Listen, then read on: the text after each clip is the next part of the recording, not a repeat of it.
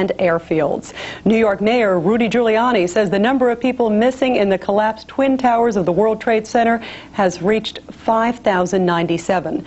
He says 180 are confirmed dead, of which 115 have been identified. The death toll climbs, the missing list grows as the search goes on for survivors of the terrorist attack of the Twin Towers. Fox's Eric Shawn now live at Ground Zero with the very latest. Eric? Well, you know, we've been reporting here for the past 5 days, and we've had the camera views and the eyewitnesses talking to us about what they see, but nothing can prepare us for the devastation, for the destruction, for the full scope of the damage wrought by the terrorists, what we have finally seen this afternoon. That is, of course, the aerial views of the World Trade Center. For the first time within the last half hour, what has been released have been stunning, gripping, and chilling new photographs, video of the devastation and damage of the World Trade Center. And as we can see it, if we're looking at that right now, you can see this former gleaming structure that soared into the sky, the metal, silver, 110-story Twin Towers reduced to twisted metal, to steel that has been cut, to concrete that has been pulverized. It's an amazing example, even thinking if anyone could have possibly even survived this. New York City Mayor Rudolph Giuliani says that most of the bodies probably will not be found. Authorities here say that there still is hope, that they think people are alive under the rubble, but looking at these photographs that have been taken from a helicopter, it's almost so unimaginable that anyone could have possibly survive those two 110-story tall buildings careening to the ground into each other. This is the damage. This is the destruction that the dump trucks have been working for the last 5 days to remove. So far, they have removed about 13,000 tons. That's been revised upwards to 22,000 tons, but still that's only 2% of the devastation, and you can see why. Dump trucks continue as we speak to take material out.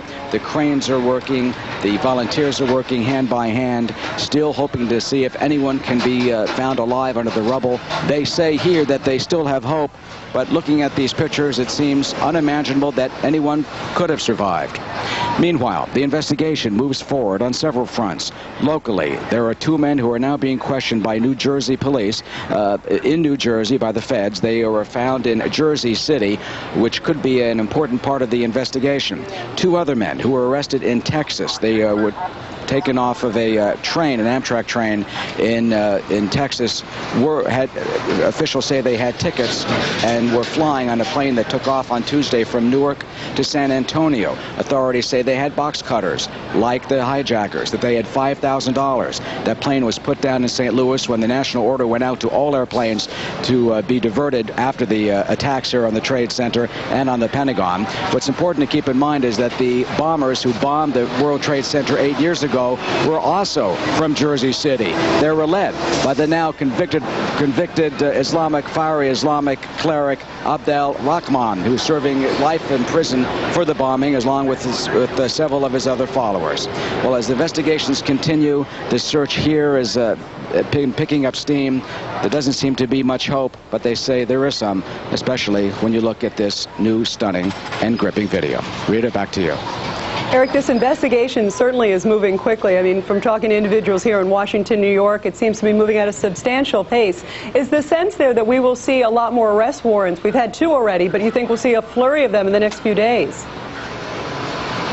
Well, they've said they've been talking to or interested in about 100 people. You know, there has been a whole support group that has been known through the years in dealing with radical Islamic militants, especially here in the United States, and authorities have been centering on some of the centers that have allegedly sent financial money to groups overseas. Those centers have been in Texas, in Florida, here in New York.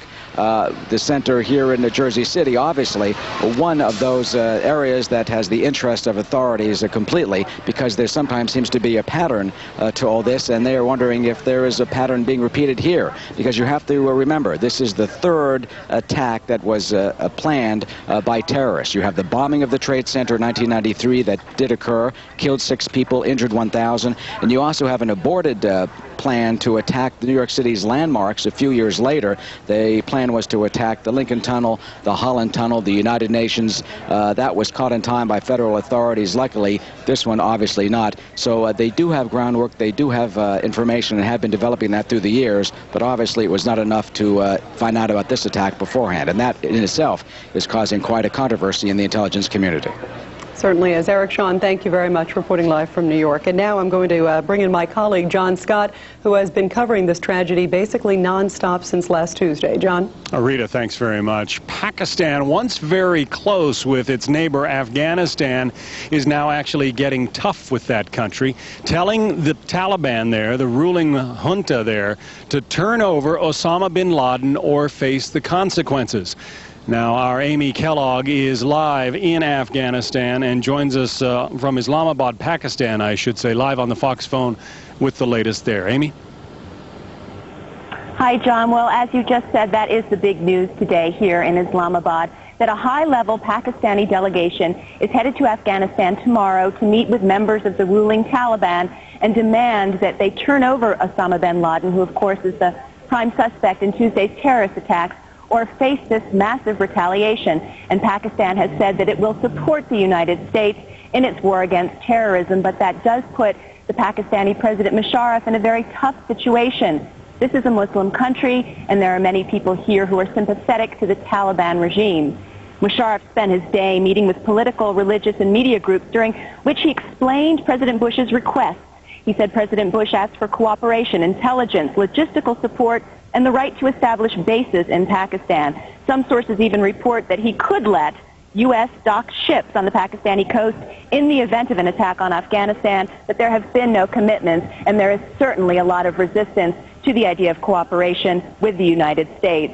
There's a lot of concern also that there will be civil unrest here in Pakistan if the U.S. if Pakistan fully backs the U.S.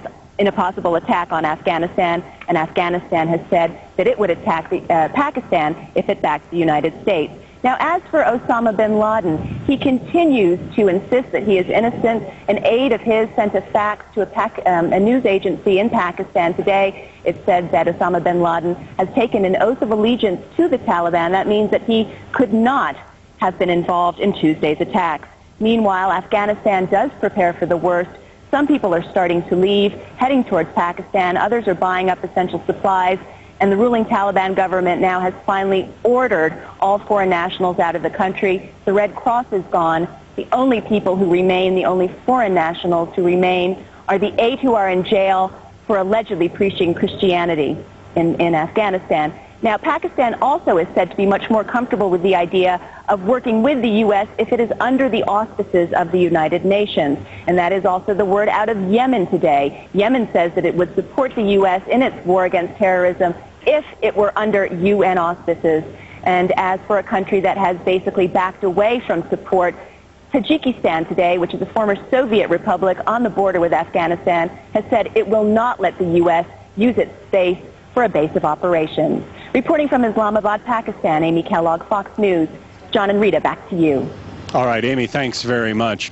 As you can perhaps see behind me, the cloud still continues to hover over lower Manhattan. Fires still smoldering in that wreckage more than 5 days after the World Trade Center towers came down. The death toll is climbing, the list of the missing growing as well. Our man Eric Shawn is at Ground Zero with an update for us. Eric?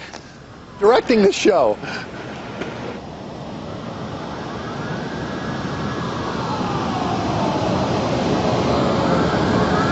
Well, a lot of developments, not just in Manhattan, but also in this Washington area. Now looking at a live picture, as you just heard from John Scott, still smoldering in the skyline, still seeing a lot of smoke in the air.